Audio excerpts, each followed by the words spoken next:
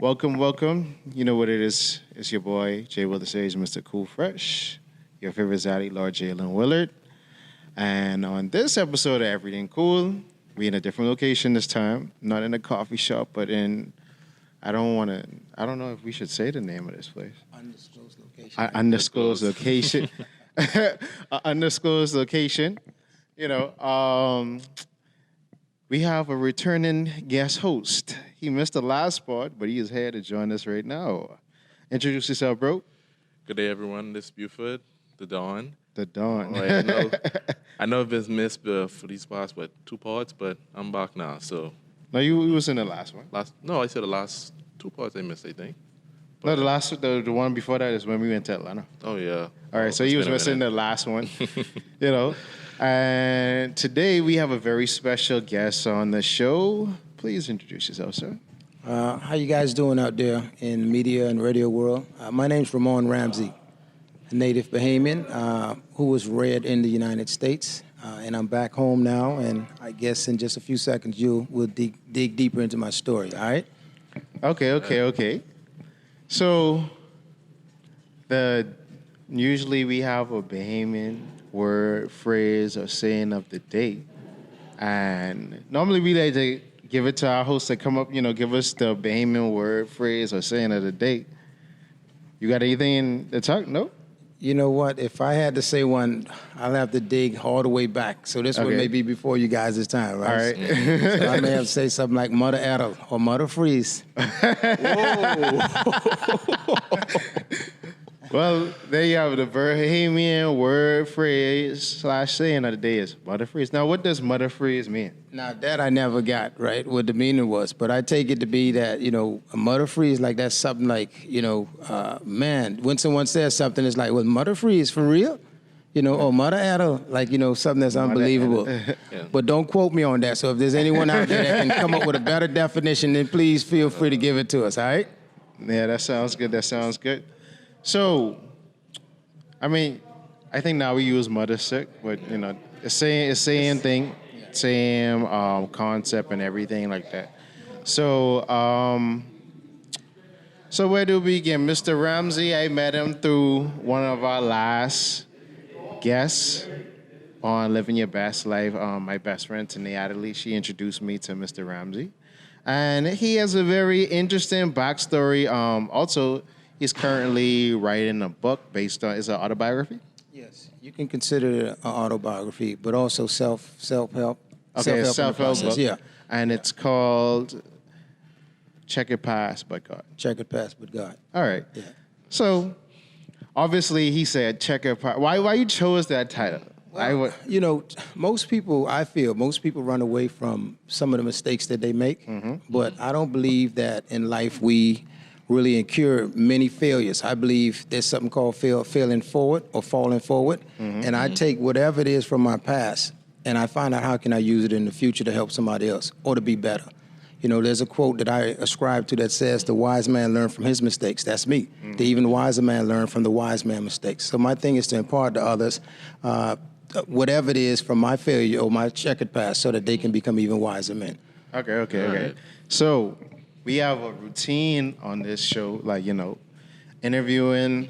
Well, this is a Bahamian show, and we interview Bahamians. Some may not live in the Bahamas, like, one of our last guests, Brandon, who he lives now in Atlanta, but you're a Bahamian that was from here, lived in the U.S., and now returned. So give us a little bit of backstory from, like, you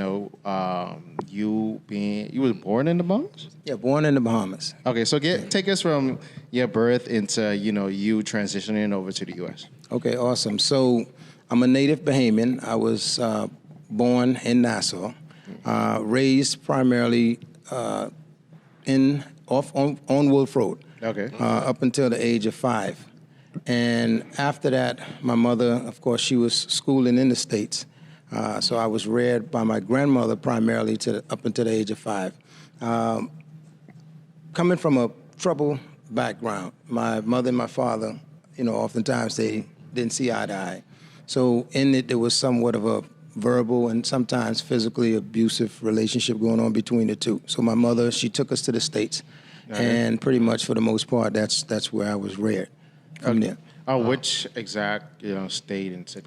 Awesome. Okay, so Florida primarily. Oh, go So started in Miami. Yeah, because I can hear it in the accent. Yeah, so started in Miami, went down to Broward County, which is Fort Lauderdale, and eventually we wind up spending the majority of my upbringing in Palm Beach County.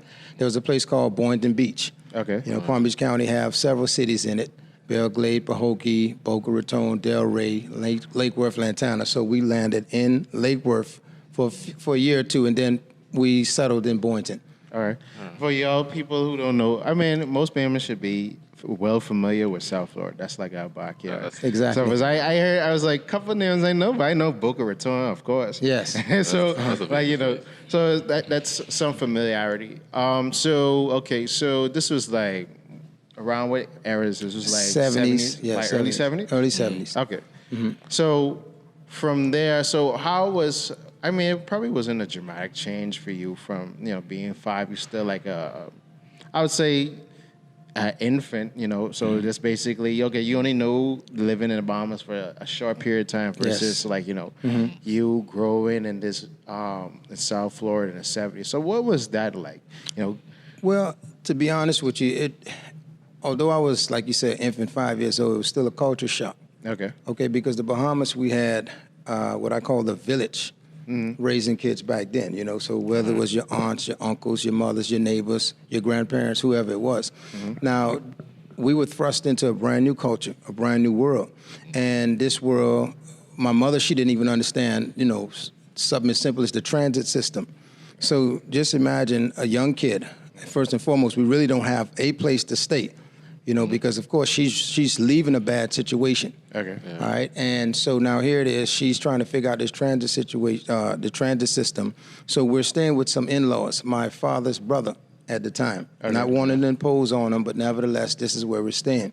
So she didn't understand the transit system. So she was literally walking from like Life Key to out east. Wow. To try to find employment. So like 21 miles. Yeah, exactly. You know what I mean? Okay. So yeah, and so that kind of it took a toll on me, of course, and I just wanted better for us.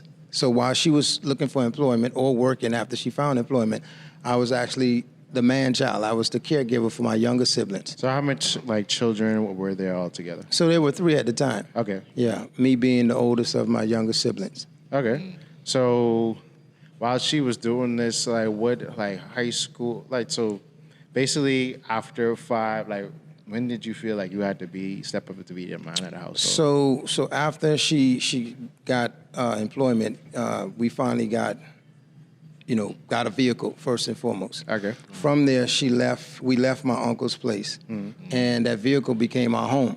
Oh, wow. So we would find ourselves riding around at night in front of, parking in front of Piggly Wiggly's or Winn-Dixie or Publix or whatever the supermarkets were, and that would, once the lights went out and the cops made their rounds, we would shut it down.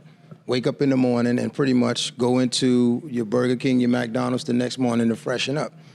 So it was kind of hard knock initially. Okay. And as the oldest of the 3 siblings, I was kind of confused. My mind's like, dang, where's the dude that's supposed to be here to be my role, my example, the person that's supposed to teach me certain principles in life. Right. From there, of course, after she, found gainful employment, we were able to get our first apartment. From that first apartment, I was still the caregiver, meaning that I had to stay home with my younger siblings while she went to work. So she was really trying to, working 2 jobs at the time. And, I would be home, didn't go to school for probably a year or so, like the average kid did, simply because, of course, we're in a foreign country and we're still trying to find our way. Yeah, okay. Yeah. You took the role as a man. Exactly. Wow. Yeah. So that's a bit, so at 5 years old, you were making sure things ran well. That's a lot, man. Like, because I don't think I start being left home until by myself until like 12, 13. Wow. So like, from 5, I remember what I was doing at 5, like, still playing with Power Rangers and stuff like that. Yeah, we just still playing, run around the playground and stuff like that. I mean, not a can where we're not worrying about anything like that. but what you did, you know, that's amazing. You know, at an early age, at the age of 5, like, I don't know. Yeah, that's great.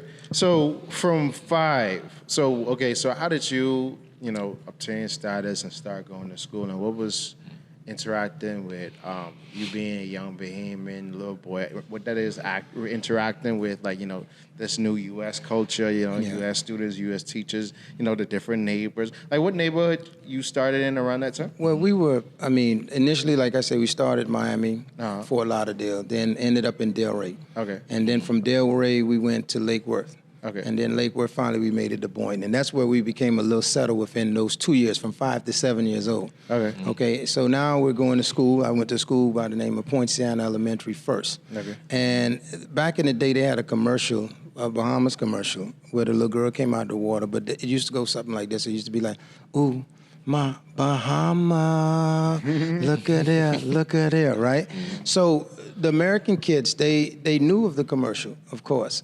And back then, they figured everyone was either Jamaican or Haitian that was coming into the country. Yeah. And to be honest with you, they still believe that sometimes, you know what I mean? Until you really sit down with them and let them know, I'm from the Bahamas, which many of them have finally frequent, you know, leaving their own borders. Yeah. But whenever we did go to school, my siblings and I, we would have a crowd of American kids behind us singing that song. You know, and they almost sound like John Canoe Russian, you know what I'm saying? Like, ooh, ma Bahama, you know, but it made me angry. It wasn't that I was ashamed from, you know, being ashamed from where I was from.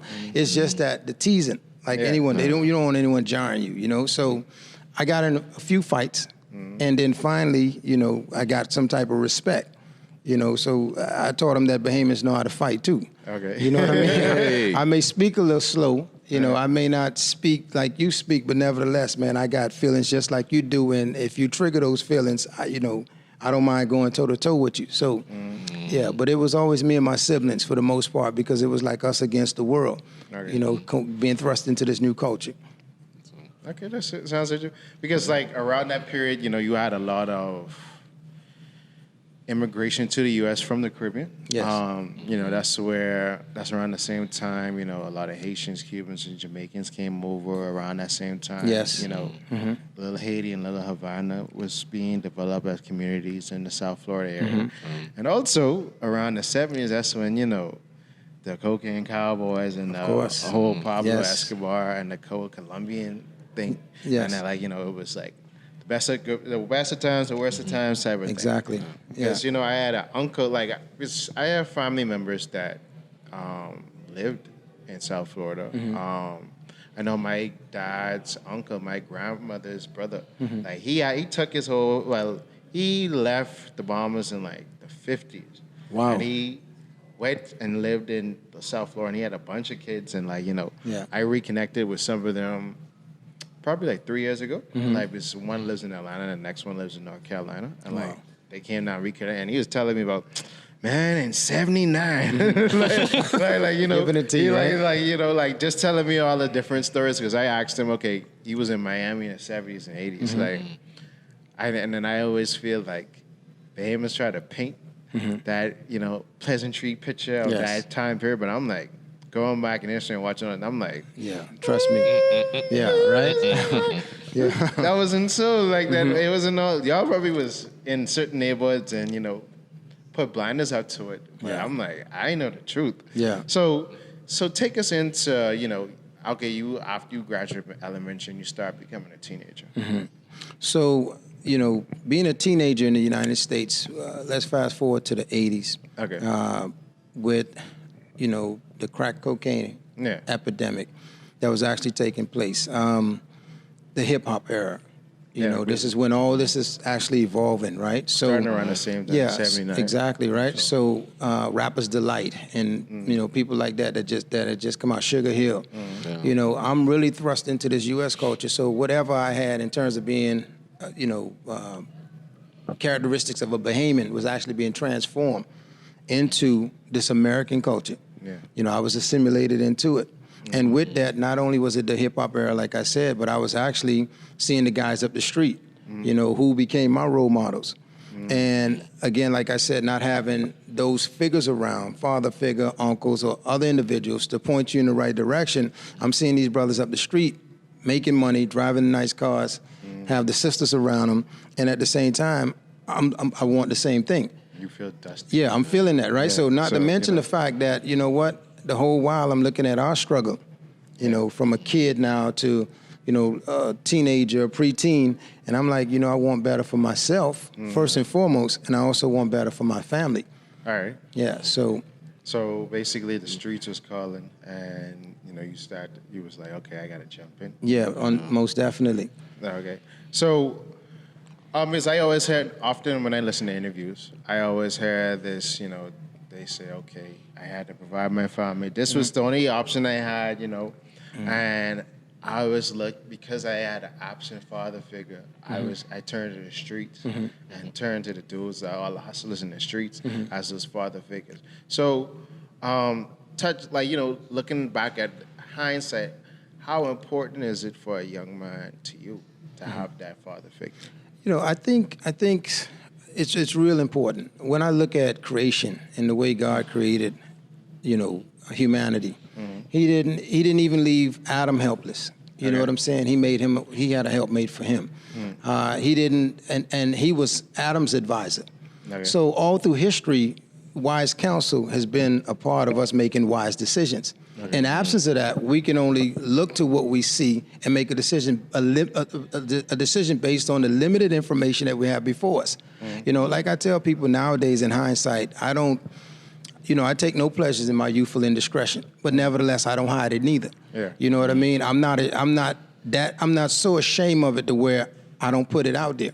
You know, you don't have to like me. That's what I tell most people. Where were you when I was in my struggle? I just met you. Yeah. So I'm not one of those persons that get caught up in the swinging pendulum of public opinion. You dig what I'm saying? Because most people could never walk a mile in some of these little young kids' shoes. Even today here in the Bahamas that live in Montel Heights or that live in Beantown. No one knows the struggle that little girl or that little boy go through, whether it be the molestation or it be the pressure from the gang, from the auto, whoever it is, whatever's going on here. So it's easy for folks on the outskirts to say something when they're not the ones that's in that predicament. It's almost like a fan, right? Why didn't Kobe take the shot? Why didn't LeBron take the shot? But you're just a fan up in the stand. You don't know the pressure that was put on him by the opponent. Okay. You know what I mean? So it's easy to say what one should have done. And, you know, it's just life sometimes, you know. I wish to God I'd made better choices, been a better father, probably had gotten married early, made the best decision that most good people do, right? Yeah. But I'm one of them that didn't. But nevertheless, from whatever I experienced, I can pass on to you. And if I can make it today, then you without excuse. That's the way I look at life. That's powerful. Yeah. So from there, okay, so you saying all this and you being like, okay, I had to make the decision. So what was the first steps to you being like, okay, really deciding, I want to get into the hustle again. I want to be like, drive the nice Rolls Royce, come on the sunset and, have the mink fur, and then you just step out with the alligator shoes, You know what, to answer that question, I say it's the same thing that make the average person that have never lived the life I live, make them attracted to something they see. Why do you approach that girl that you approach? Because it's alluring, it's tantalizing, right? It allures you. And that's what that life did. Like you said, you mentioned some of the change, the change that's in that game, whether it be whatever you see, you know what I mean? So whether it was the car, the girls, or the guy, the swag that the dude had, it was something that I wanted. Right. Not to mention, every time I see these dudes, their pockets got the mumps. You know what I mean? So for me, really, it was the money. Right. It was the money. And sure, maybe I could have went and got a Wendy's job or a Subway job. Well, those around now, but but at the same time, I was like, well, I don't see people that work those places having no money like that. You know what I mean? So I was looking for a quick fix. Okay. Wow. So after getting into that, so how much time did it take for your life to change after you started hustling and stuff like that? So I started hustling at about 13 years old. Okay. And from 13 to 19, by the time I was 19 years old, I'd seen my first $1 million. Oh wow. You know what I mean? My thing was I wasn't, but the thing is I was learning from some senior hustlers by just observing them, because they always said, you know, you gotta, you know what, you different than the rest of these dudes. Because whenever you saw me on the street, I was always clean, first and foremost. I kept my little nice cars, you know, and I stayed to myself. I had a few partners that I was all right with, but me and guys never did well. Always did well with women. You know what I mean? I found women to be a lot more loyal than certain guys. They are? Yeah, you know, so because I would always feel this animosity. You know, I'm trying to learn, and then I'm trying to give a little game at the same time, but at the same time, it's a lot of hateration going on, right? So I would try my best to stay away from that, and that kept me away from a lot of conflicts, because during this era in the 80s, there were a lot of guys that wanted to rise. There were a lot of big-time guys that had gone before me.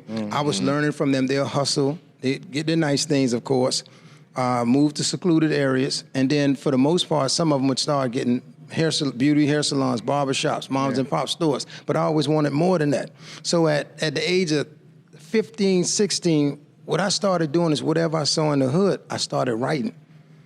I started writing. And I would go to a studio that a white guy owned in Fort Lauderdale, and it was actually his bathroom, because I always had this thing where I wanted to tell a story. Oh, you want to be a rapper? And I actually became one. I actually became one. So I actually became one, of course. Okay. Right. So before, at 16 years old, I would go into the studio, pay him his $50 per hour, and do like 3 songs in one take. Okay. You know what I mean? Back then we had the reel-to-reel system. So from there, I'll come back. He'll press it, play it, and put it on a tape.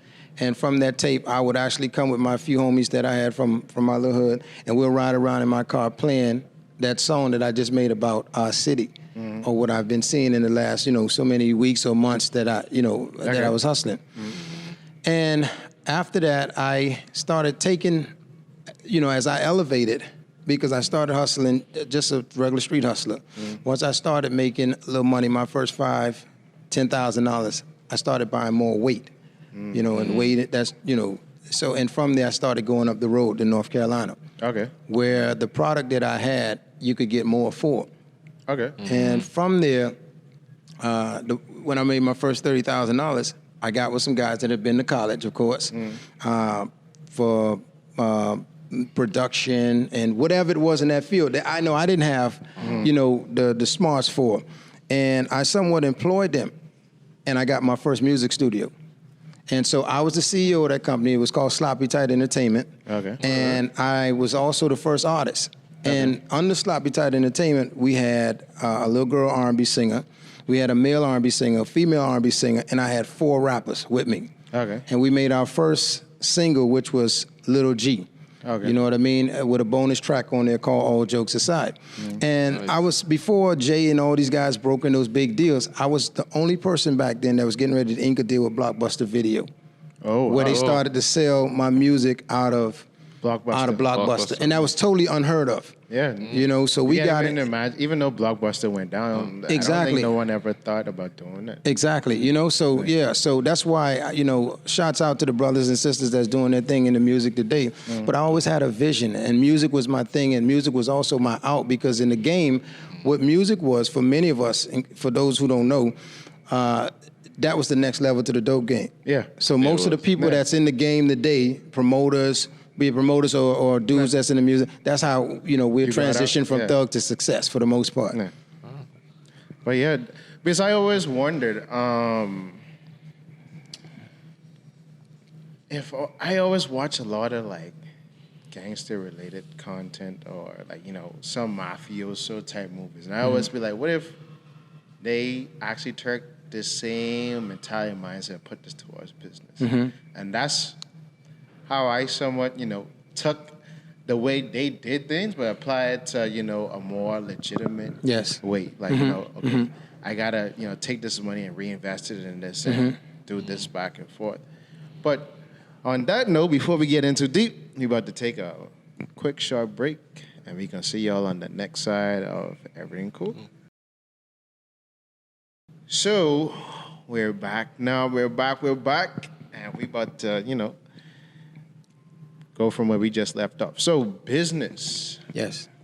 So basically you was hustling, but then you was taking that money which you had and you was putting into your business. So how did you go about, like, you know, finding artists Why? How you was even doing all this at the same time? Yeah, right. So in the drug business, I had already established myself. Like I said, we did what's called take the show on the road. So I left Florida. Okay. Went up to North Carolina, and once I got to North Carolina, I found out what the demand was, and so I started establishing shops for the most part. So from South Carolina to North Carolina, and even in parts of Maryland, I started establishing shops. Okay. Once it's like anything. Once you establish certain things, it runs on its own. Especially once you got good people with you. So the folks in North Carolina were extremely loyal to me because I took care of everyone. I never came in with I'm taking over mindset. And that was the downfall of many guys, not only from where I was from, but that's the mindset of anyone who goes in there trying to rule with an iron fist as opposed to attacking diplomacy. So I went in respecting the people, and the people in turn showed me love and respect. I had a few places that was making well over $30,000 a week. Okay. And once they were running on their own, I would pretty much now, go to my studio with my producers. At the time, the lady that actually did the bios and photo shoots for Babyface and Jermaine Dupri, that was the same person that I was frequent when I go to Atlanta. I spent a lot of time in Atlanta during that time. Okay, so this was like late 80s, early 90s? 90s, yeah, 90s, let's say 92, 93 now. That sound yeah, about 92, right, Babyface. Exactly, yeah. That's it, right? So I'm in Atlanta during that time. Outkast is on there, Come Up. Yeah. They had just released their first piece. So that was 92 with Southern Playlistic. Yeah, Southern Playlistic at the time, right? The whole Dungeon Family. Dungeon Family, that's right. Big Boy, Grip, all of them, they were getting ready to do the CeeLo Green at the time. So, yeah. And so, again, my studio was in Savannah. We frequent Atlanta a lot. That's where I got my equipment and stuff from. Rhythm City back in the days, right off Jimmy Carter. Okay. And at the same time, we was just trying to do our thing, man. I was looking for a way out. So, like I said, I had already established myself as high as I could go. Okay. As a young teenage boy in that game, I was pretty successful. And my whole thing now was, okay, where do we go from here? Okay. Or where do I go from here? Because I know the horror stories. There's no reigning king. I've learned except Christ, you know what I mean? So with that being said, you got to find a way to transition from thug to success. So for me, I always had a passion for music, for movies, for imagery. Okay. And like I said, I got with the brothers who went to college for it. We formulated Sloppy Tight Entertainment. And, whatever you surround yourself with, that's what you not only gravitate to, but that's what gravitate towards you. A buddy of mine by the name of Charles Silk Dunn, he got this quote, he says, whatever you're looking for you. So the artists, that I knew from home, like Jay Red from North Carolina, like Kelly Horns, Slim Trim. I just told these guys to come on board, and they already knew who I was. And they were like, "Pone, you doing music?" Because they used to call me Al Capone on the street. So they was like, "Pone, Pone, you doing music? So come on board." So I was like, "Okay, come on," you know what I mean? So bring us on board. So I brought them on board. We made good music together, and we just went from there. That's dope. Yeah. So, did any of your artists or you see any major label relationships or success? Well, bear in mind that prior to major labels, guys like myself, P really bust through. He broke the threshold, right? Master P, that is, right? Yeah. And if you notice, a lot of the artists and producers and companies that came out the South, including Baby Them, these street guys just had that business savvy about themselves. Yeah. They really went against the label, the way the industry was. And that was my concept. I would literally, although I would be at the time, moving drugs around, I would literally be coming from South Florida and stopping in almost every major city selling boxes of tapes. Okay. So I'm on the move like that. And, so we weren't really chasing the major label because the major label, the only reason most people chase it is because they want the check. Yeah. But I understood the pimp game that came along with the major label. That is, we front you this. Yeah. And when you exactly, you know what I mean? And when you look at it, you sold 1 million albums. LL Cool J, he suffered the same thing, TLC, and a few other artists that finally came out about it. When you look up, you don't have no money. You haven't made, you're dead broke. Yeah. So I wasn't chasing the major label. I was chasing getting out there. So whatever I had to do to get out there. That's what I was about. So like I said, whenever I was moving other products, I'd be moving my tapes at the same time. Okay. You know. So, when did because you were arrested at a point, so you was around probably your early 20s at this time. Yeah, actually 23 when I was arrested. Okay. So like, how did that happened, and then what were you charged with, and how did that all unravel from there? Okay, good stuff. So I'll never forget one of my artists that I mentioned, Trim, Kelly Horn. He had never seen a beach before. He grew up in Asheville, Hendersonville, Western District of North Carolina, never seen a beach before. And I had always promised him that I'd take him to the beach. So one day, me and J Red had already laid our vocals over some tracks.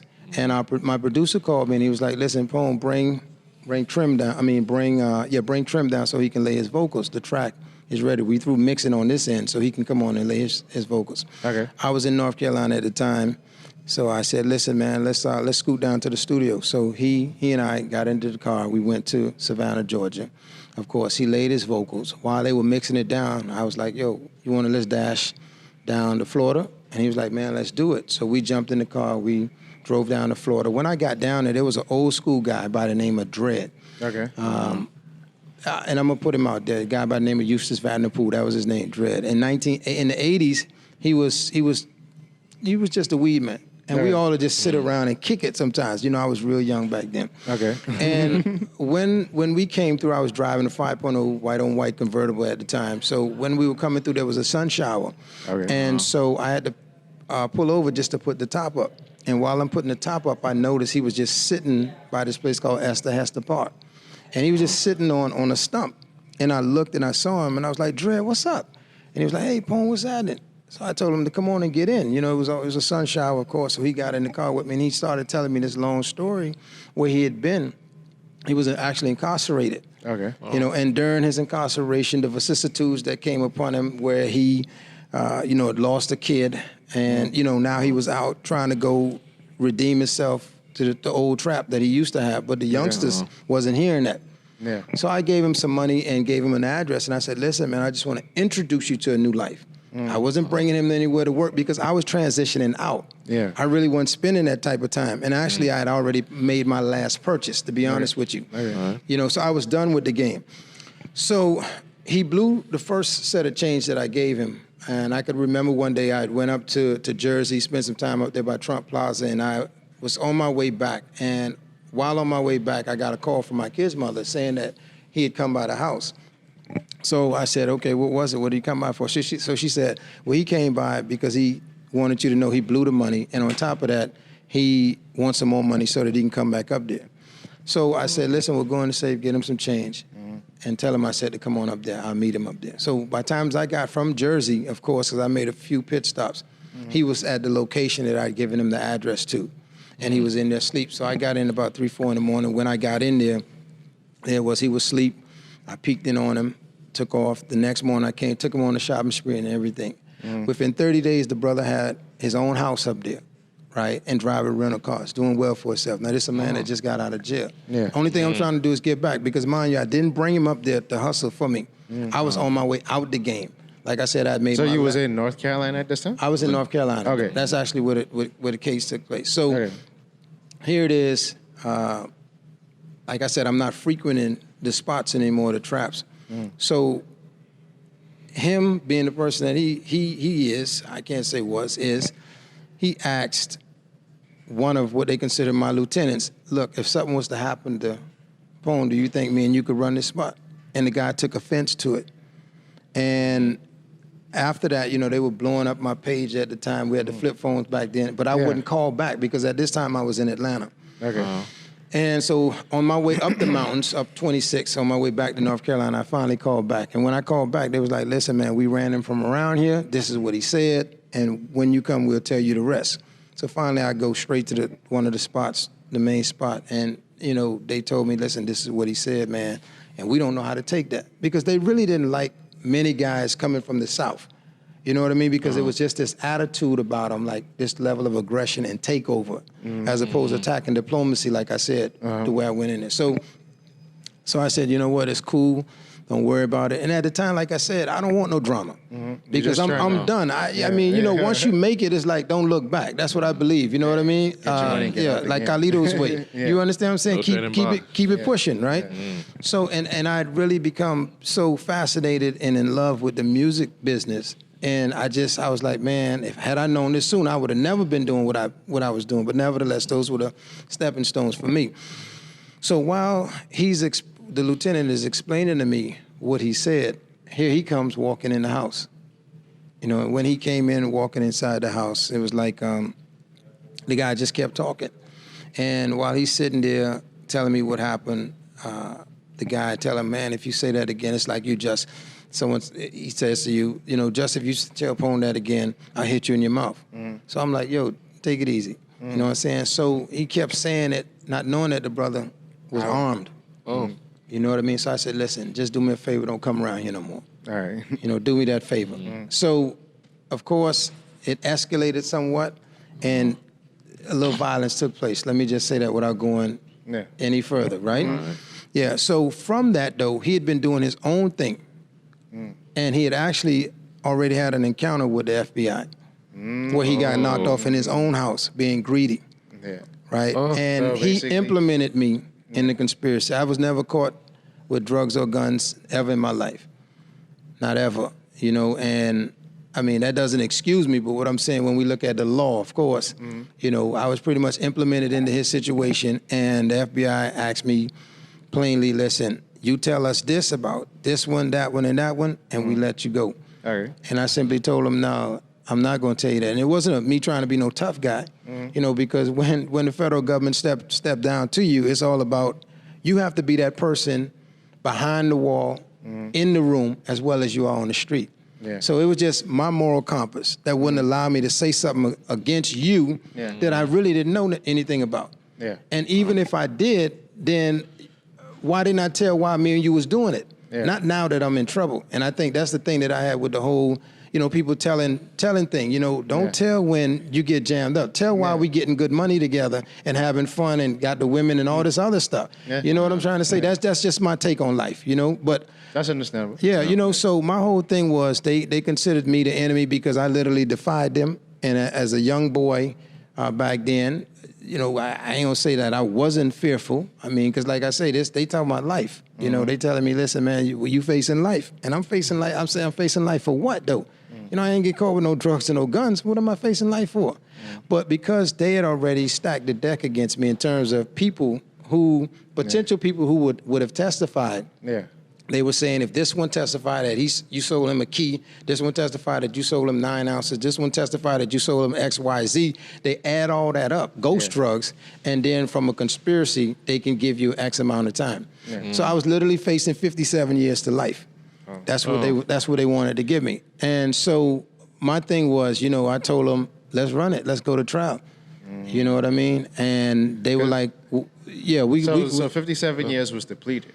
No, actually, they wanted to give me a 10-year plea. Okay. But they tried to trick me into that because, let me back up a little bit. The first indictment was defective because there were agents that said that they had surveillance and recordings where they made specific purchases from these locations from me. And I knew that wasn't true because at the time I was in Florida. And I had doctors and other investors that were coming to say, no, he was down here. This is the date that you're saying it's a one-time situation. So they were like, yeah, it was a one-time situation. But come to find out, when the federal indictment came out, they said it was March 15th. But the indictment had February 3rd. You know what I mean? So, and then when we asked for them to release the footage and the audio that they had, they said it got lost. So the indictment was in fact defective first and foremost, absence the audio that you can't find.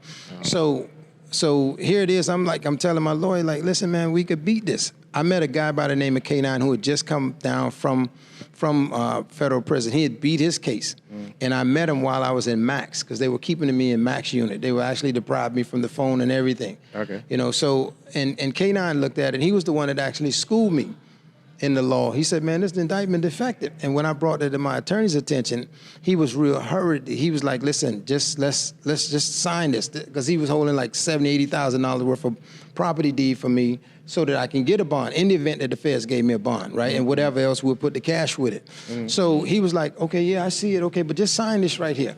And me being ignorant at the time, I signed it. And it was a plea. It wasn't bond information. So when we went into court, the judge was like, listen, well, you're here today to take a plea. I said, no, I'm not. And the lawyer's telling me, look, no, just don't worry about it. I got it. And I'm like, no, bro, I'm in here for a bond. So I told the judge was like, listen, well, this is and mind you now, with that plea, it wasn't just 10 years. Okay. It was 10 years and testified. Oh. That's what I'm saying. So yeah, it wasn't like for those out there listening, like, well, he should have took it. He spent all that time. He's stupid. No, I had more rectitude. You do what you do, and I'm gonna do me. You understand what I'm saying? Yeah. So it was like, tell on Justin, tell on bruh, and it's like, no, I don't know nothing about these people. And they like, well, here go the script. You just read. You just do what's on this paper. Just say what's on this paper. And one thing I learned about the feds is once you sell out to them, you're agent for life. Yeah. So don't let nobody tell you different. You know what I mean? I mean, I've watched, consume enough media to know, like, okay, the inner workings, and heard many countless of stories about how in situations where the federal government will feed you a plea deal, most 80% to 90% of the time, people take the plea deal. Yeah. And then you end up doing, serving time for crimes you either didn't commit or it was not totaled to this amount. So, yeah. And then a lot of times, most of the times, the feds have almost a 98% conviction rate. Cause I'll tell you why. Only because people plea. Yeah. Not because they're guilty. Not because they're guilty. Let's just think about this. If 98% of the people that they have on their conviction rate went to trial, I'm here to tell you, every district court, every federal U.S. prosecutor's office in those districts, they're only allocated a certain amount of money. So that means you would have to put up something beyond whatever your budget is to try these people. Yeah. They don't have enough human resources to do that, first and foremost. Even though they're the feds. Trust me when I tell you that. Do you know who really teach the feds? Guys that get busted. Tell me this. You do the work for them. Yeah. So it's reverse. And I know it's like, but that's the government. No, they people. Yeah. They people with limited resources. You understand what I'm saying? So guys that get knocked off actually teach. They the ones that taught where the compartment's at, stash spots, and all these other things. They the ones that told them about the route, And the thing about it is, while you say that this is what happened, you bring in 20 people for them, and 20 people who haven't been jammed up in nothing, they're fearful. So what are they going to do? They're going to take a plea. That's what they're going to do. Yeah. So, okay. So what ended up happening? After. You and your lawyer disagreed, and then your sentencing. So the judge was like, "Yo, this is the best plea bargain for you. I don't normally give this low of a plea bargain." This is what I said. This is on record. I said, "Well, Your Honor, if it's such a good plea bargain, you take 5 and do it, and Mr. Devereaux, you take the other 5 and you do it. I'm going to trial."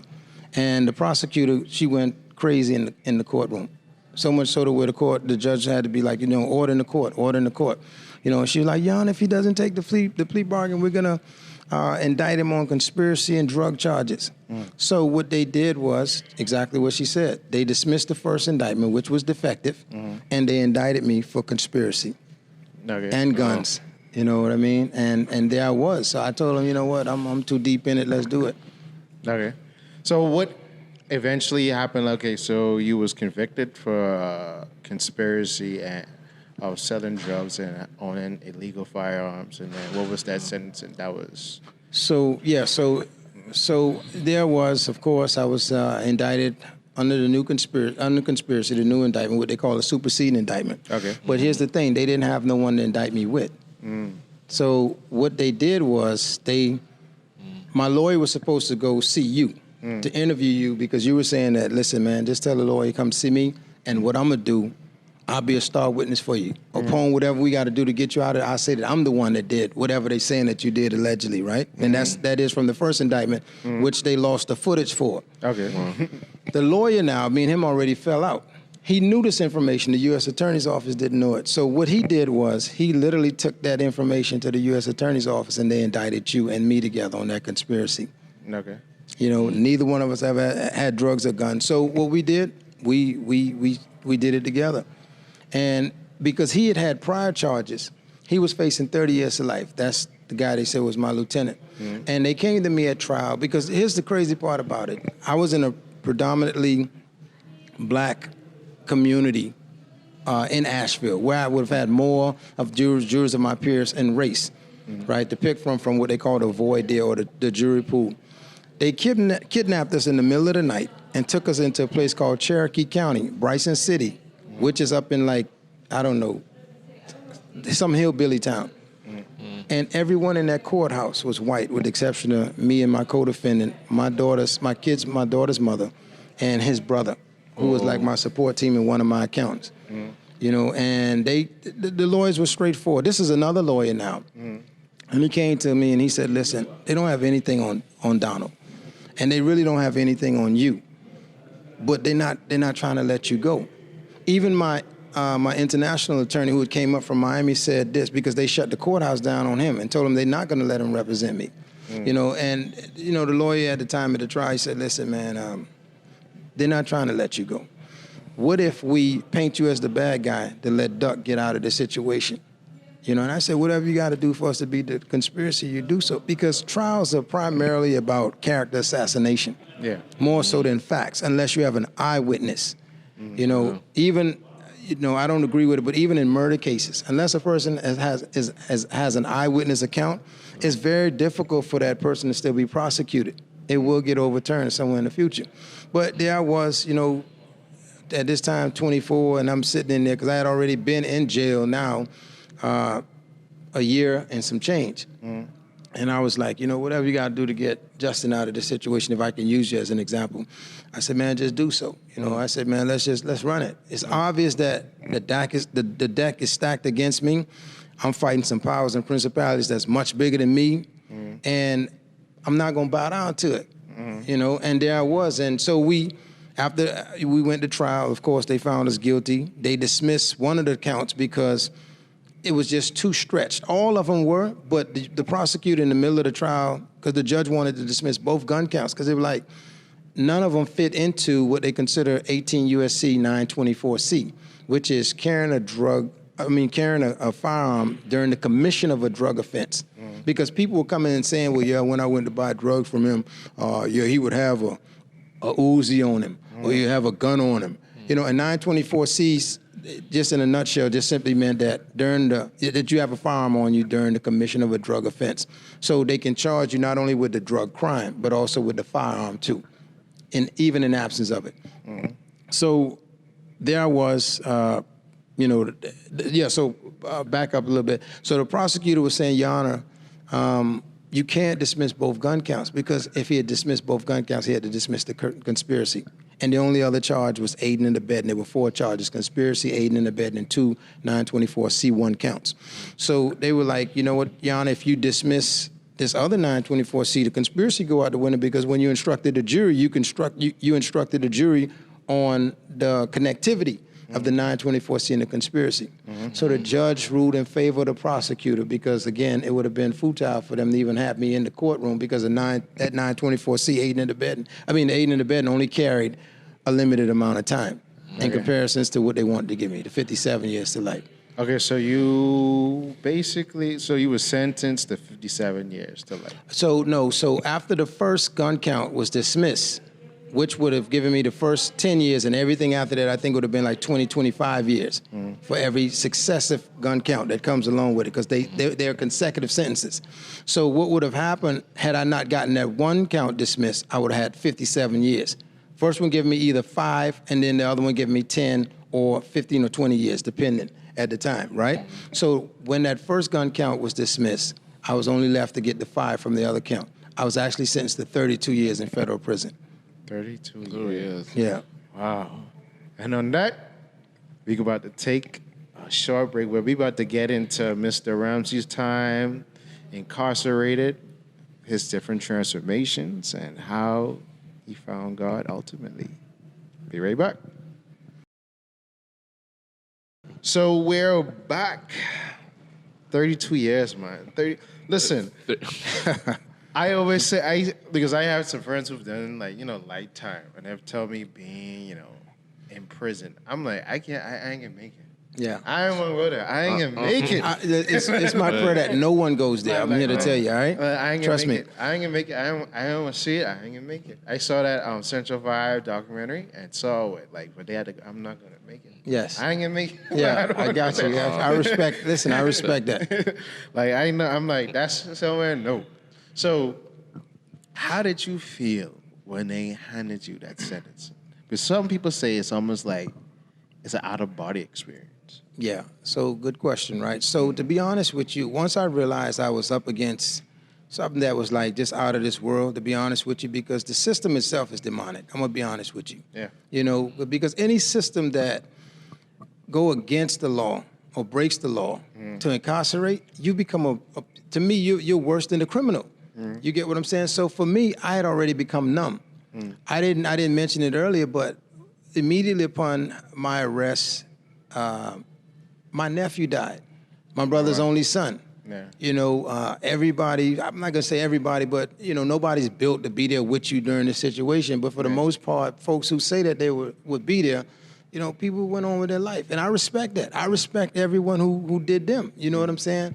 So for me, I was already a strong-willed person. I was already cold because, mind you, we started the story out talking about being a man-child. You know what I'm saying? So I wasn't someone you can't break me easily. You know what I'm saying? So I was already cold about the situation.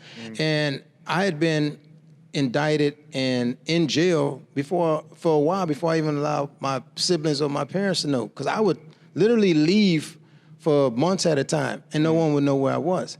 So there I was, though. I mean, I was, like I said, I was already numb for the most part, and I wasn't looking for no justice from these people.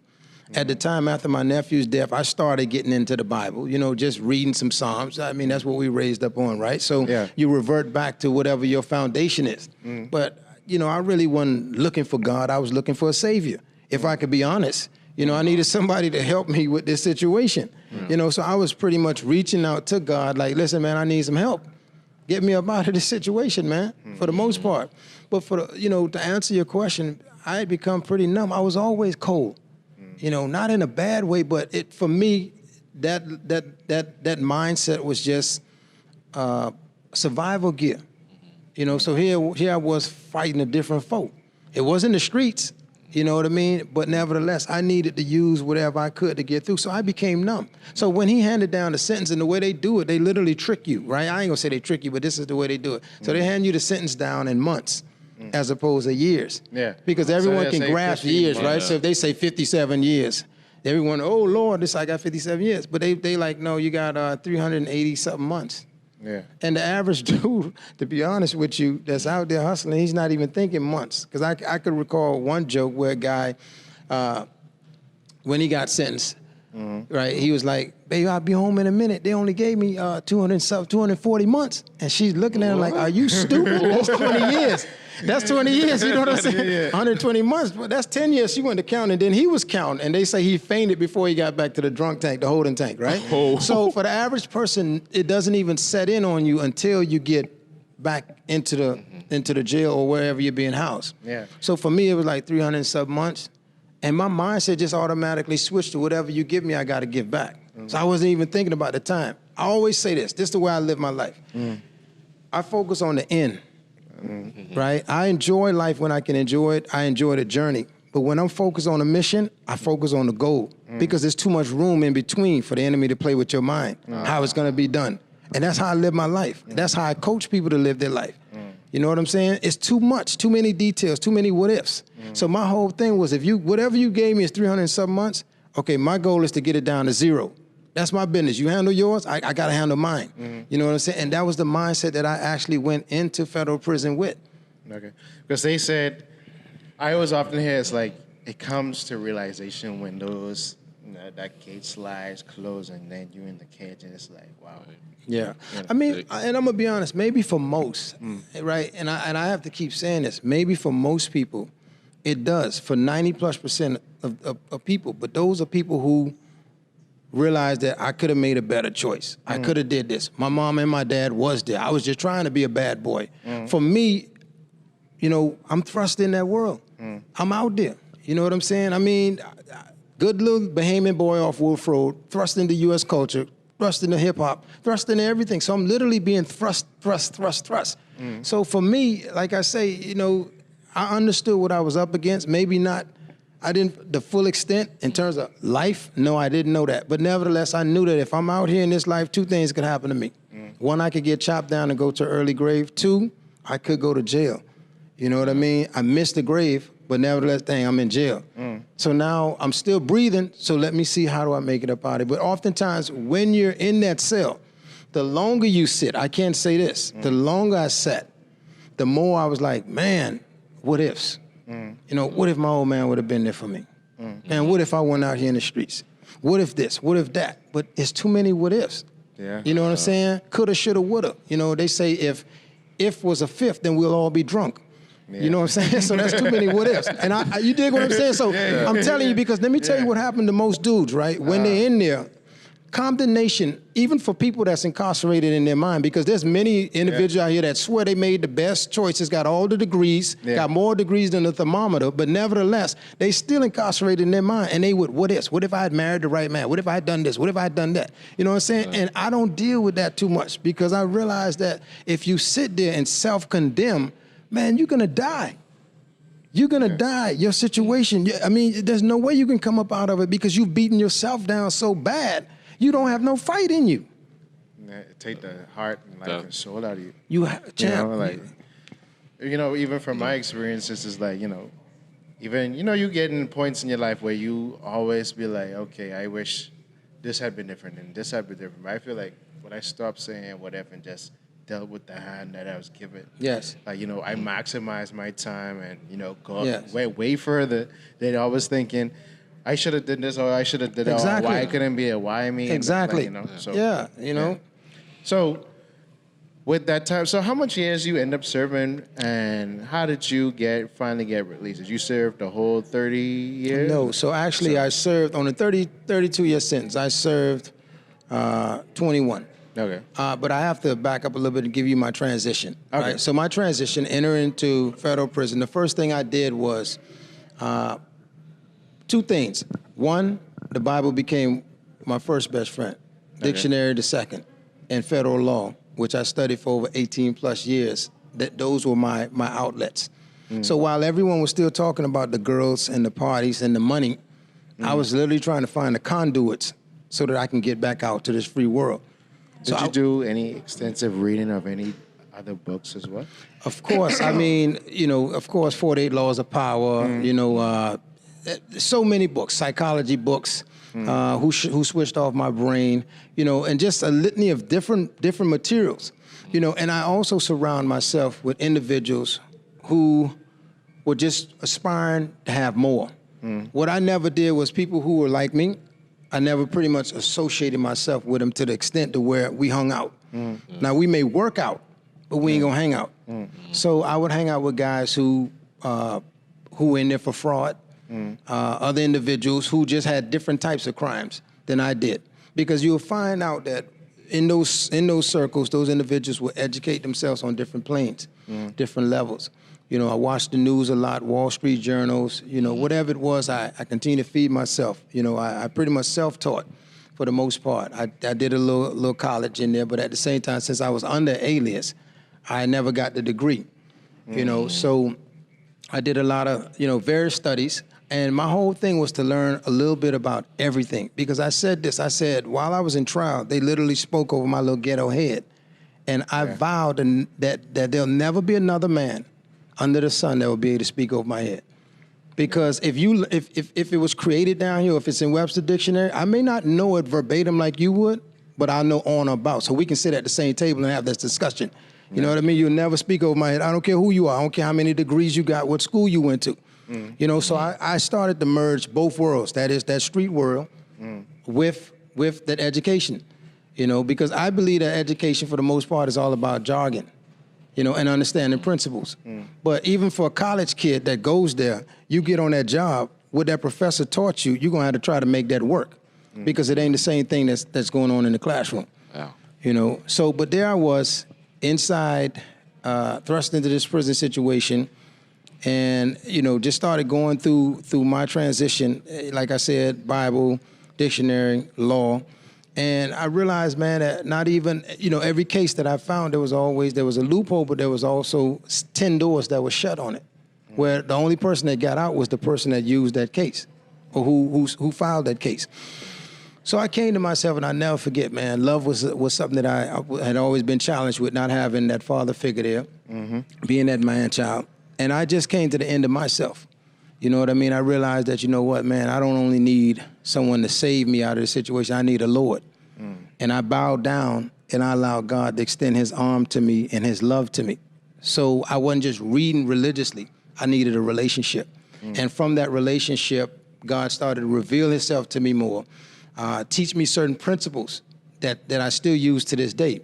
And I would receive scripture downloads in my spirit. And from that, believe it or not, that's how these doors literally opened for me. Because he gave me a promise. He said, I'll place you in your own land. Then you should know that I, the Lord, have spoken it and performed it. So under the Obama administration, they came in, and they literally went all the way back to 1986 when the Anti-Drug Abuse Act was implemented. And they found, him and Eric Holder found out that a lot of the cases, the crack cocaine cases from 86, they were biased, the guys were biasedly convicted. You know, that there were racial statements that were made. And the sentences, of course, were draconian sentences that they were handing out primarily to African Americans. Yeah, because I think an FBI agent recently came out to say the whole war on drugs was, you know, racially motivated. It was racially... And Reaganomics and all this. It was, there you go, Reaganomics. I'll tell you something for you and your readers to look at. Let me see, what's the name of the book, man? Gosh.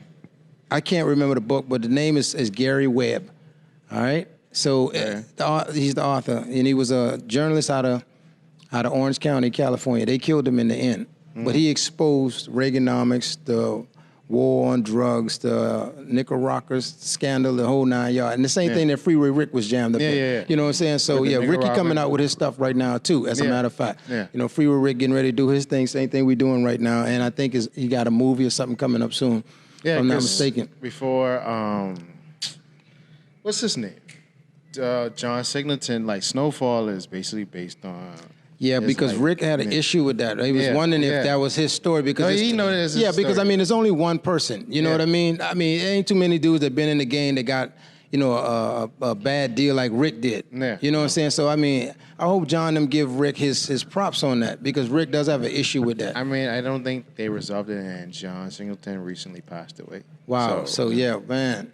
Yeah, that was a bad hand. I believe I'm one that believe. Listen, don't try to eat off another man's story. You know what I'm saying? Because it costs him too much. You know, So,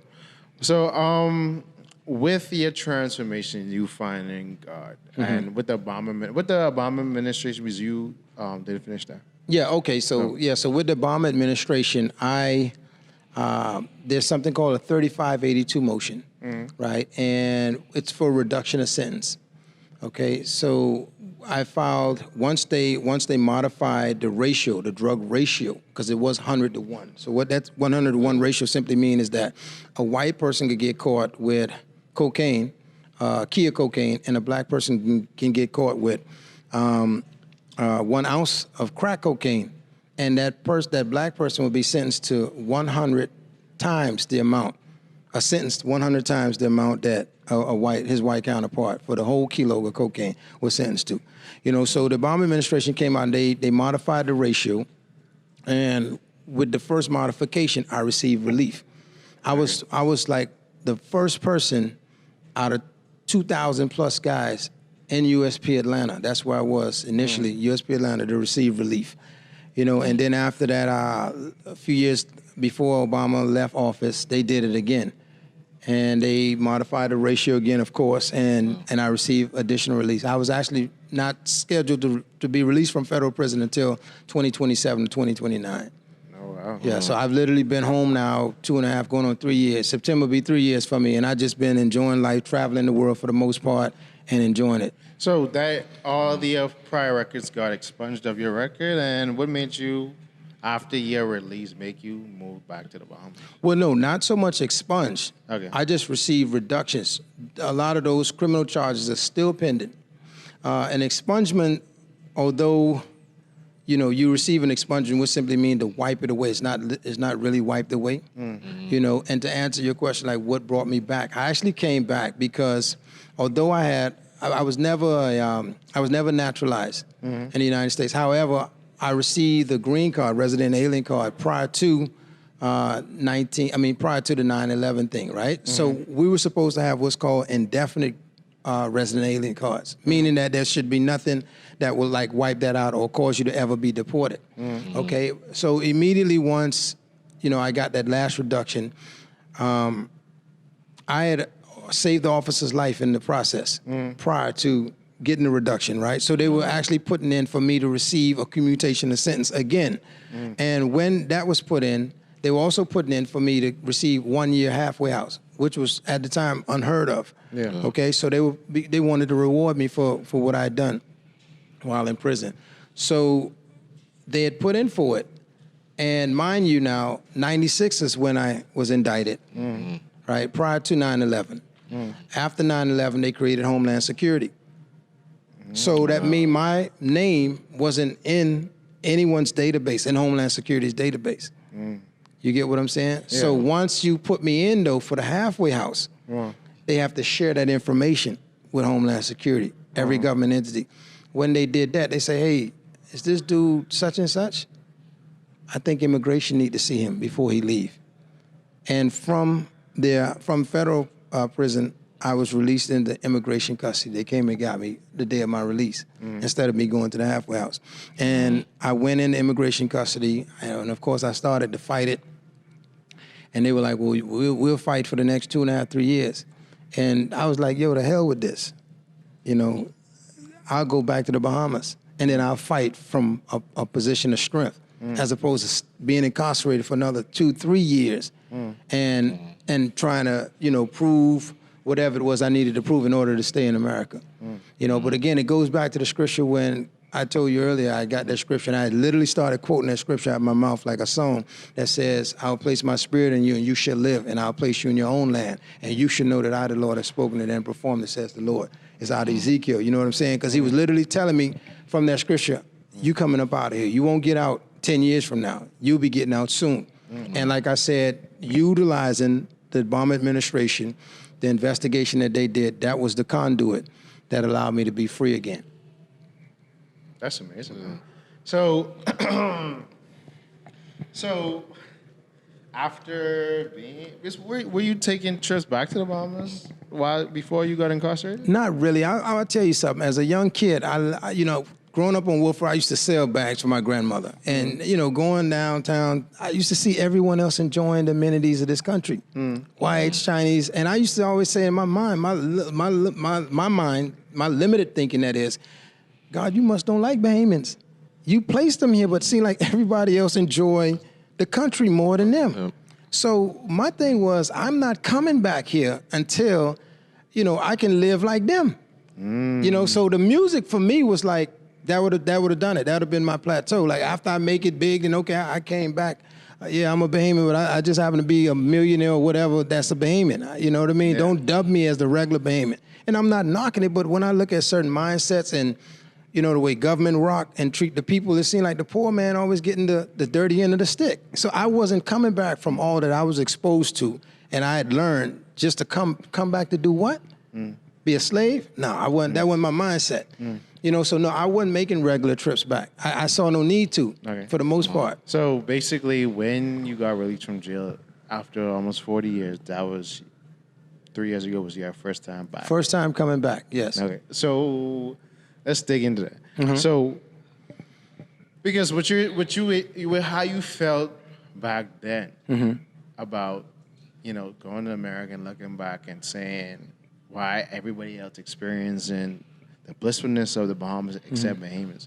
That's how I felt and still continue to feel, whether it was 3 years ago or right now. Wow, we share the same sentiments. Awesome. Good stuff. Because we always talk about that. I always, because the course of work I do, I get to see others enjoy this. Exactly. And, come back to, regular Bahamian life, and you don't see it in it. That's how every young Bahamian, especially in my generation, felt. And that's why all of us were so eager to leave here to go to the U.S., to go get that American dream, to either stay there or be empowered there and come back here and rule and dominate. But obviously, because, like you said, I didn't even know Homeland Security was that young. I thought this was something that been around because, like, when we got our OPT card, it says you must report to Homeland Security to get approval to work. Yes. So, for a lot of us who went to the U.S., over the last 5 to 7 years, a lot of us was forced to come back home because, if you was in working a STEM type of program, they wasn't granting you a work permit, or if you didn't, you have to have some highly, specialized certifications for you to be granted a green card or, a work visa. Yes. So a lot of us, being disappointed we couldn't live this grandiose life in the U.S. Came back home, and I feel like for the most part, that's what created this new surge of entrepreneurs. I agree. Because if you look at every business that has been created within the last 5 years, it's from those same set of people that had to come back from the U.S. and you taking you don't know they're gonna mash you up here or whatever. You can't go back over there, so you gotta make something. Exactly. Whatever. That's and right. then you seen we in this remote location. We see how these people live, who either high executive positions in this remote location, and their visitors, and different people live all the way on the western side of the island, or all the way on the eastern side of the island, or on these little keys. We see how they live, and it's like, but they ain't from here. Why they living like kings and queens, and we living like paupers? Yeah. So with that, what was your mindset when you came back and you saw? Did you feel like things changed, or you feel like things was the same, or did it get any better? To be honest with you, once I started listening to, some of the rhetoric of the politicians and, the gripe of the people, I realized that things had actually gotten worse. It had gotten worse. I was here during the time of the Penland administration, and one thing I can say about Penland is that he at least had a vision for this country. Yeah. Did he do everything right? I don't think any person does everything right. I think they seek to, do things right, but nevertheless, we all drop the ball somewhere, right? But just from my brief study, for the last so many years with previous administrations, it's like they've been selling the people out and the country out. You dig? So it's like, dang, I don't mind you putting your hand in the cookie jar, but at least feed your people. Yeah. And I mean, because that's always going to happen. It doesn't make a difference who it is, And so my thing was, I'm looking at the plight with the youth and young adults in the street.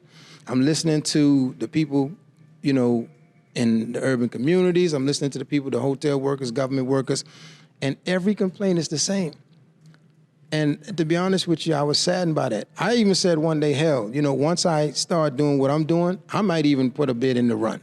You know what I mean? Because they've already tried this one and that one, all the great orators, because they great speakers. That's how I look at it. They great speakers. But Satan was a good speaker. He tricked Eve with that. You know what I'm saying? So, I mean, you should feel the brunt of what's really going on now. Anytime the expats that you're talking about or the foreigners can come in and enjoy the amenities of your country more than you, that's a problem.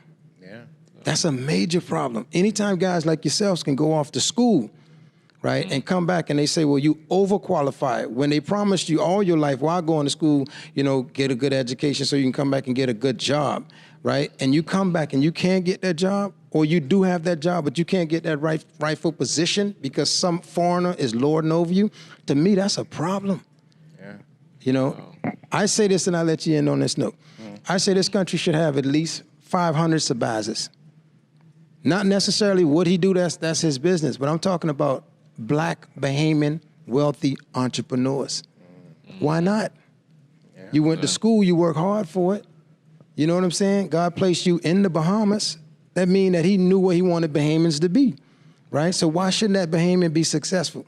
Why shouldn't you be someone that invests in Bahama? Why shouldn't you guys pool your money together, you know what I'm saying, to have something like this or the next great whatever? You know, that's my perspective on life, and I thank God for my upbringing in the States, my exposure that is, because my mindset couldn't be nothing less than that. I couldn't live here. I'd rather live in another country and be a man's slave, not in my own country. I couldn't do it. Yeah, I mean, I think that's what makes us, me and Buford. He was Buford.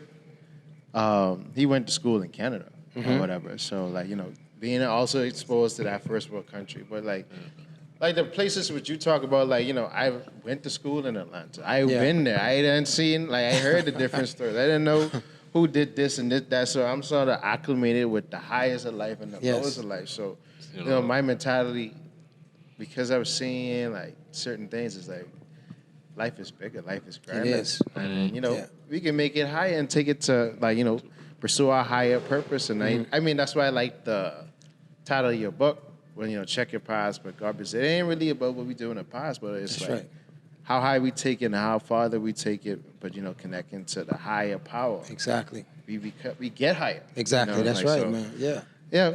But thank you so much, Mr. Ramsey, for joining us. I'm thinking we need to bring him back on again because it's some awesome. Definitely. Because it's another. We already know this pod long enough, and his already was like, yo, we could do a next whole pod get this long. Yes. But we could continue this conversation. But thank you for joining us on Erryting Kool. Awesome. When does your book come out? Well, we're trying to finalize it here. Preferably it will be this year. Okay. Let me say that. You know, so it's just been a lot of back and forth, and I just need to be a little more intentional. Sometimes when you have many projects going on, you can kind of spread yourself kind of thin. You know, so I'm going to get a little more intentional about it so that we can actually have that book out there, because I got, like, you know, the podcast with you guys, other interviews going on, and getting ready to hit the schools and just working with nation building, working with our youth and young adults. So I need to have that material already ready. So once I touch down, you know, the viewers will be able to get it and really get some a little more in-depth information than what we're sharing now. Okay. So do you have any, like, handles where the people can follow you at? Well, again, I'm putting a few things together, but Ramsey Global should be up real soon.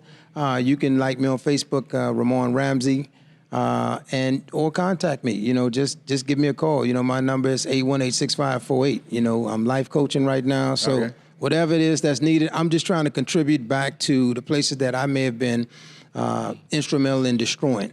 Okay. You know, that's our youth and our young adults that's building people up, you know, with inspiration or whatever I can do to contribute to someone's life, because God did it for me. I'm just trying to, you know, pay it forward. All right. So that's a wrap. This is another episode of Erryting Kool. Yeah, see?